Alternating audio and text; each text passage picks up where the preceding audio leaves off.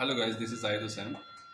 आज हम बात करेंगे एलटी आइसोलेटर पैनल के बारे में। एलटी आइसोलेटर पैनल वो होता है जो ट्रांसफार्मर की सेकेंडरी की सप्लाई जिसमें फर्स्ट टाइम जिस पैनल में आती है। जैसे कि आप ये मेरे पीछे देख पा रहे होंगे, ये एक एलटी आइसोलेटर पैनल है। ठीक है, एक ओवरव्यू मैं दे देता हूँ इसके बारे में। गाइस, एलटी आइसोलेटर पैनल पे जाने से पहले हम ये फर्स्ट 11 kV जो एसटी पैनल है उस पे लाया हूँ आपको। ये देखिए, आप ऊपर पढ़ रहे होंगे 11 kV ST stand alone panel. Stand alone panel का मतलब है कि इसमें इनपुट आया और इसी से आउटपुट गया। जैसे सपोज कीजिए अगर हमारा एक से ज़्यादा ट्रांसफार्मर यहाँ पे है तो ये मेन इनकम हो जाता है। उसके बाद एक और स्प्लिटर पैनल होता है जो मेन ये एक ट्रांसफार्मर 1 को जाता और एक फिर ट्रांसफार्मर 2 को जाता। तो यहाँ पे एक सिंगल ये ट्रांसफार्मर है, उसके लिए हमारा ये एक्चुअल में ये है ना हमारा सब पैनल है। इसके ऊपर इसके पीछे एक और हमारा मेन पैनल है जहाँ से ये सप्लाई आ रही है इसमें। ठीक है, तो बेसिकली एक कंप्लीट सर्किट के लिए अगर आप समझेंगे तो ये आपका मेन पैनल है 11 kV, जहाँ पे पोल या बीएसएस या गवर्नमेंट की जो ये बिजली विभाग की जो ये सप्लाई आती है वो पहले इस पैनल में आएगी। उसके बाद यहाँ से ब्रेकर वीसीबी कंपार्टमेंट ये है, इसके अंदर वैक्यूम सर्किट ब्रेकर है, यहाँ से सप्लाई चली जाएगी ट्रांसफार्मर में। ये हमारा ड्राई टाइप ट्रांसफार्मर है सीजी का। ड्राई टाइप और ऑयल टाइप में बस फर्क ये है कि ऑयल टाइप में जो कूलिंग के लिए ऑयल होते हैं और ड्राई टाइप में वो कूलिंग का जो है ना मेथड चेंज हो जाता है, इसमें फ़ैन लगे होते हैं, बस यही फ़र्क है। ठीक है ना, तो ड्राई टाइप में ऐसा ज़्यादा कन्फ्यूज़ मत होइएगा, इसमें दोनों सेम ही हुआ। तो ये आपका वीसीबी पैनल हो गया, ये आपका ट्रांसफार्मर हो गया। अब हम जिस पे आज का टॉपिक है एलटी आइसोलेटर पैनल, वो ये हो गया। ये हमारा एलटी आइसोलेटर है। अब मैं ये दिखाता हूँ, देखिए प्राइमरी साइड तो आपने, मैं इधर से दिखा देता हूँ आपको। ये प्राइमरी साइड है जो वैक्यूम सर्किट ब्रेकर से सप्लाई आई। ये देखो, ये पीछे वैक्यूम सर्किट ब्रेकर आप देख पा रहे हैं। यहाँ से सप्लाई जो है 11 kV की केबल, ये प्राइमरी साइड है, ट्रांसफार्मर का प्राइमरी साइड है जहाँ पे चली गई। अब ट्रांसफार्मर के प्राइमरी साइड में वोल्टेज 11 kV गया और ये देख रहे हैं आप, ये सेकेंडरी पार्ट है। यहाँ से स्टेप डाउन होकर के एज पर रेटिंग्स इसकी जो है वो ये है 11 kV अगर आती है तो ये स्टेप डाउन करके 433 वोल्ट एलटी साइड निकालेगा, मीन्स प्रोड्यूस करेगा। तो ये स्टेप डाउन करने के बाद में ये बीबीटी बोलते हैं इसको, बस बार ट्रंकिंग। इस पे एक मैं सेपरेट वीडियो बना दूंगा फिर कभी, बिकॉज आज ये टॉपिक नहीं है। सो ये एलटी आइसोलेटर, आप इसको केबल समझ लो या बस बार समझ लो, ये सैंडविच टाइप बीबीटी जो है एलटी आइसोलेटर पैनल में गई। अब हम कंसंट्रेट करेंगे एलटी आइसोलेटर पे ओनली। ये हमारा एलटी आइसोलेटर पैनल हो गया। ये जो आप बस बार देख रहे हैं ये ट्रांसफार्मर के साइड से आ रहा है और ये फिर नीचे ब्रेकर में गया। ठीक है, और ये फिर ब्रेकर से निकल करके ये जो लाइन है ना, थोड़ा सा राउंड होना पड़ेगा, ये जो लाइन जा रही है ये एलटी आइसोलेटर का आउटपुट है जो लोड के साइड में जा रही है। ठीक है, तो आज हमारा टॉपिक है एलटी आइसोलेटर। अब देखिए एलटी आइसोलेटर के अगर हम बैक साइड जाकर के देखेंगे तो आपको ज़्यादा समझ आएगा। ये तो ये है, ये देखिए ये जो बस बार आई, ये बस बार आ करके यहाँ पे इस तरह से ये फ्लैंज बोलते हैं इसको, बीबीटी की जो बीबीटी जनरली हम लोग शॉर्ट में बोलते हैं, बस बार ट्रंकिंग सिस्टम। ठीक है, तो उसका ये जो बस बार निकल करके इस तरह से एक्सपैंड हो गई। उसके बाद में ये पैनल यहाँ तक जो है ना, ये चार्ज नहीं है, कोई बात नहीं, मैं इसे छू सकता हूँ क्योंकि मैंने ऑलरेडी शट डाउन लिया हुआ है। तो ये बस बार हो गया, बस बार के बाद में ये पैनल के पार्ट हो गए। ये तो आप ऐसे समझ लीजिए कि ये जो है ये ट्रांसफार्मर से आई सप्लाई, और ये इसको अगर आप ट्रेस करेंगे कोई भी एक बस बार को, तो ये ट्रेस करेंगे, जैसे ये रेड वाली बस बार है, ये बस बार आगे की तरफ कहीं जा रही है।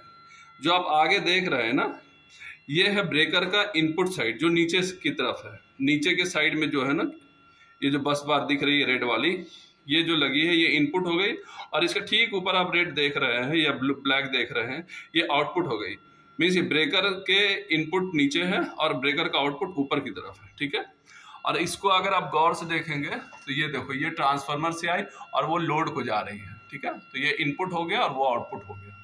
ठीक है, इस दोनों के बीच में एसीबी लगा हुआ है, एयर सर्किट ब्रेकर लगा हुआ है। ये इन कर रहा पावर, ट्रेस करेंगे हम, बहुत सिंपल वे में समझेंगे। ठीक है, कोई जल्दी नहीं है।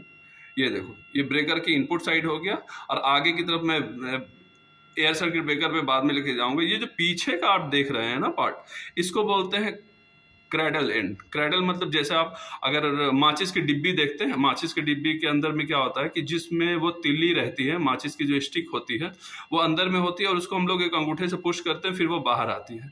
तो अंगूठे से जो हम पुश करते हैं ना उसको बोलते हैं रैक आउट। रैक आउट मतलब जो उसके जो केस है, जो ये मैच बॉक्स का केस है, उससे आप उसको बाहर को निकाल दिया। तो टेक्निकल टर्म में, एसीबी के टर्म में उसको रैक आउट बोलते हैं। ठीक है, तो आप ऐसे अगर अपने माइंड में इमेजिनेशन लाएंगे माचिस की डिब्बी से, तो माचिस की डिब्बी का दो पार्ट होता है, एक जिसमें तिल्ली होती है और एक जिसमें हम लोग वो फ्रिक्शन देते हैं, रगड़ते हैं, जिसमें मसाले लगे होते हैं। तो वो क्रैडल पार्ट है जिसके अंदर में एसीबी रहता है यहाँ पे, ऐसे अगर आप समझेंगे। तो ये जो बस बार कनेक्ट है ना, ये ऐसा नहीं कि एयर सर्किट ब्रेकर के पोल में डायरेक्ट करंट है। अगर ये डायरेक्ट कनेक्ट हो जाएगा तो ये फिक्स टाइप एसीबी हो जाएगा। मतलब इस वीसीबी को अगर इस एसीबी के अंदर में, सॉरी, एसीबी के अंदर में अगर कुछ प्रॉब्लम आया तो हम इसको रैक आउट करके, मतलब डिटेक्ट करके, हटा करके दूसरा नहीं लगा सकते। जैसे आपके घर में CFL बल्ब है, या वो एक पर्टिकुलर एक होल्डर से कनेक्ट रहता है।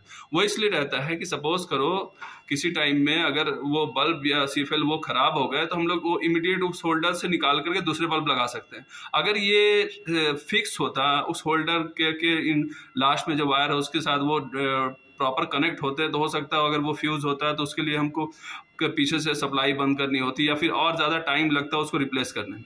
तो उसको ईजी में बनाने के लिए कंपनी ने क्या किया, क्रैडल टाइप दिया है कि आप अगर एसीबी में प्रॉब्लम है तो आप एक स्पेयर एसीबी रखिए जो हेल्दी हो। जैसे इस एसीबी में प्रॉब्लम होता है इसको आप रैक आउट कीजिए, दूसरा एसीबी लगाइए और अपने लोड को ये ऑन कर दीजिए। तो ये आपके पीछे का पार्ट है जो मैं स्लोली लेकर जाऊंगा। ये आपके बीबीटी का इनपुट आ गया। इनपुट को अगर आप ध्यान से देखेंगे तो ये बीच में एक रिंग टाइप में, स्क्वायर टाइप में एक है जिसे हम लोग सीटी बोलते हैं, क्योंकि इसकी करंट की जो सप्लाई आ रही है आप सारे में देखेंगे न्यूट्रल छोड़ करके, क्योंकि न्यूट्रल में सीटी नहीं होती, क्योंकि यहाँ पे सीबीसीटी का कंसेप्ट नहीं है, मतलब ग्राउंड प्रोटेक्शन नहीं लिया गया है, इसलिए इसमें नहीं है। अगर ग्राउंड प्रोटेक्शन लिया जाता तो इसमें भी सीटी होती। तो हमने सिर्फ एक सीटी करंट ट्रांसफार्मर, ये दूसरा करंट ट्रांसफार्मर वाई फेज में, और ये तीसरा हो गया बी फेज में। ठीक है, ये आप ध्यान देंगे ये कभी भी ट्रांसफार्मर के इनपुट साइड में है, ठीक है ना, क्योंकि इनपुट साइड में रहेगा तब तो पता चलेगा ना कि फॉल्ट, अगर ब्रेकर के अंदर कोई फॉल्ट करंट जाने वाला है तो जैसे ही जाएगा तो ये सेंस करके हमको, ये एक्चुअली इसके केस में है, अगर हम इससे कोई ओवर करंट रिले ये कनेक्ट कर देंगे तो यहाँ से हमको तुरंत में ये सेंसिंग मिल जाएगी कि वो हमारा जो करंट सेटिंग है उससे हाई करंट जा रहा है, तो वो रिले हमारा एसीबी को ट्रिप कर देगा। बट एसीबी में इनबिल्ड ऑलरेडी LSIG लॉजिक जो प्रोटेक्शन रिलीज होती है वो इनबिल्ड आती है। तो उसके लिए क्या किया जाता है, कंपनी ने खुद एयर सर्किट ब्रेकर के अंदर ही वो सारा अरेंजमेंट कर दिया है। मतलब अगर आपने एयर सर्किट ब्रेकर को लगाया हुआ है तो आपको फिर जरूरत नहीं अलग से कोई प्रोटेक्शन रिले लगाने की। तो ठीक है गाइस, ये यहाँ तक तो आप समझ गए, ये इनपुट हो गया, वो आउटपुट हो गया। और ये मैं क्लोज थोड़ा और कोशिश करता हूँ दिखाने का। ये देखो आप, ये क्रैडल जैसे माचिस की डिब्बी को आप अज्यूम करो, माचिस की डिब्बी जैसा है जिसके पीछे में ये बस बार कनेक्ट हो गया है, ठीक है ना। ये नीचे वाला इनपुट साइड है, ऊपर वाला आउटपुट साइड है, ठीक है। अब इसके हम फ्रंट साइड में एयर सर्किट ब्रेकर के पार्ट की तरफ चलते हैं।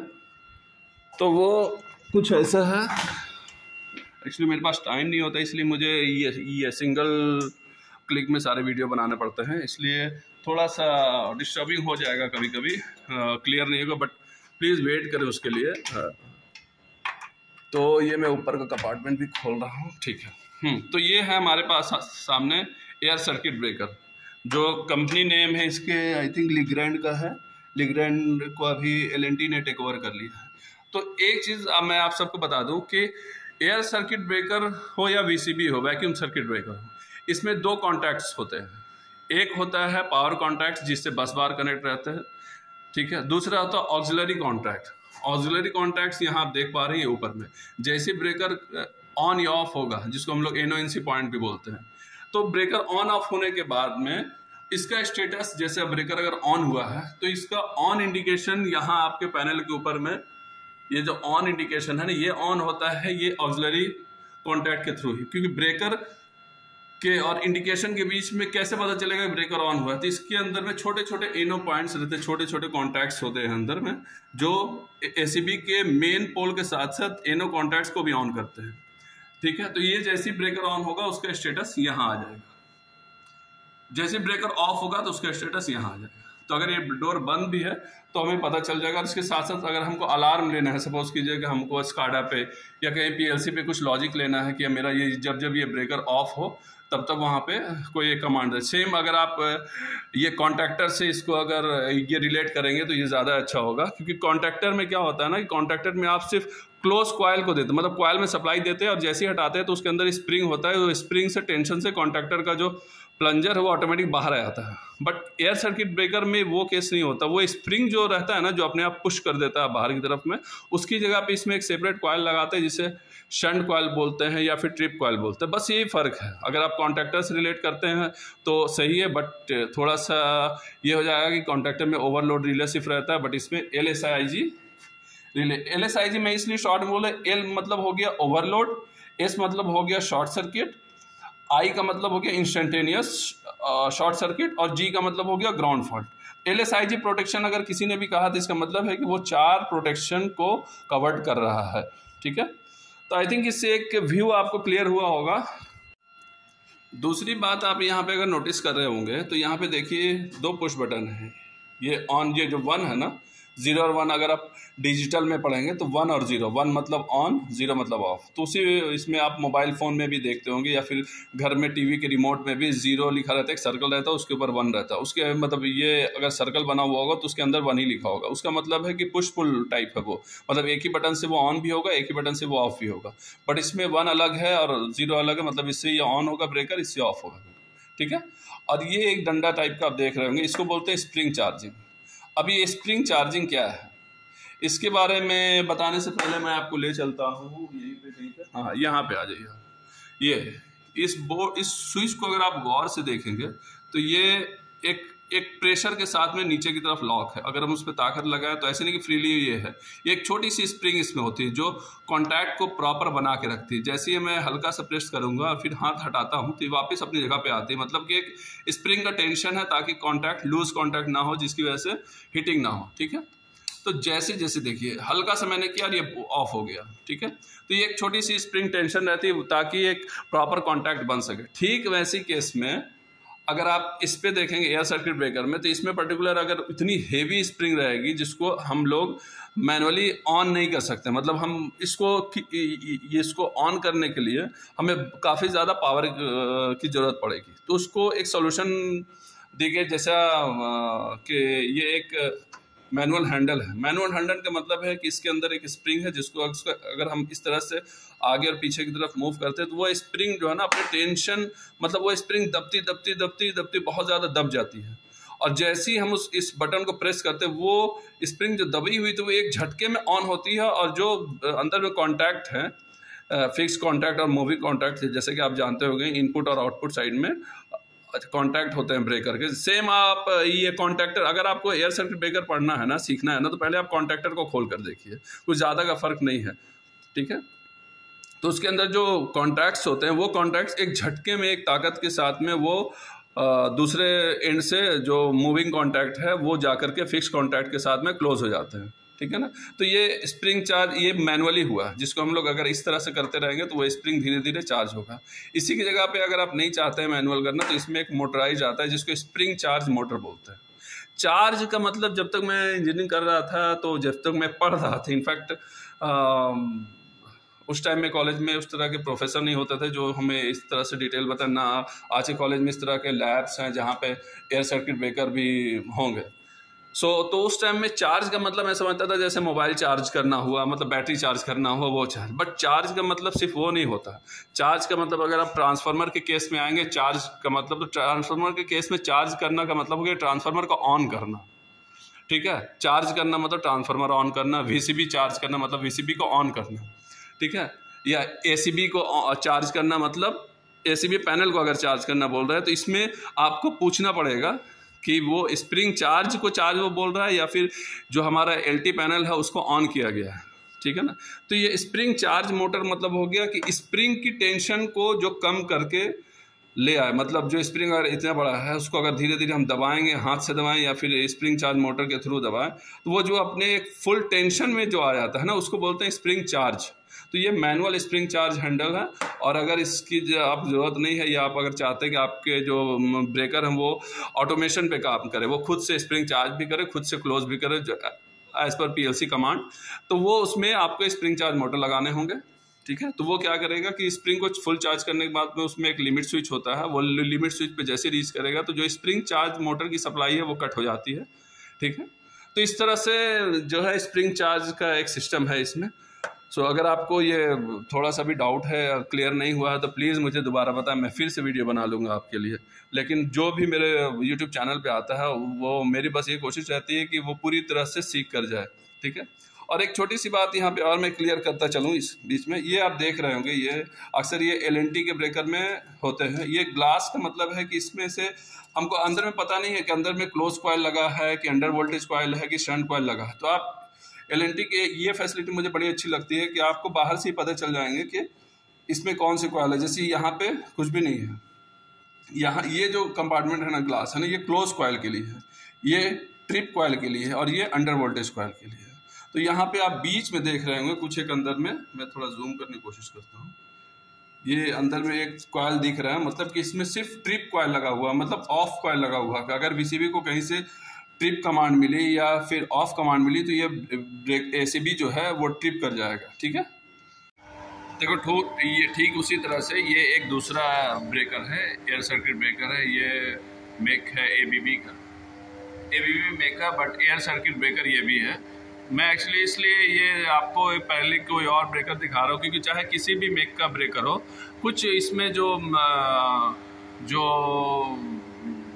फीचर्स है ना वो सब सेम ही होते हैं। जैसा उसके मेन कॉन्टैक्ट, उसके ऑक्सिलरी कॉन्टैक्ट, उसके स्प्रिंग चार्ज मोटर, उसके पुश पुल बटन, ये सारे। तो चलिए इसके बारे में भी मैं इसी में एक ऐड करता हूँ। ये जैसे यहाँ से मैं शुरू करता हूँ, ये देखो ये इनपुट सप्लाई आ रही है, ये आ करके वो आप सीधे देख रहे होंगे। ये एक्चुअली ये पैनल चार्ज है, इसलिए ज़्यादा मैं क्लोज नहीं जाऊँगा इस पर। ये पैनल अंदर पे चला गया है इनपुट, और ये आउटपुट निकल करके ये आप देख रहे हैं, ये पैनल का ये आउटपुट है जिसको अभी ये डिस्कनेक्ट किया गया है। तो नीचे कुछ काम चल रहा है, इस वजह से यहाँ से हमने पैनल के जो फ्लेक्सिबल केबल लगी थी वो सारी को खोल दिया, तो ये ऑलरेडी आइसोलेटेड हो गया। तो ये हो गया पैनल का आउटपुट साइड।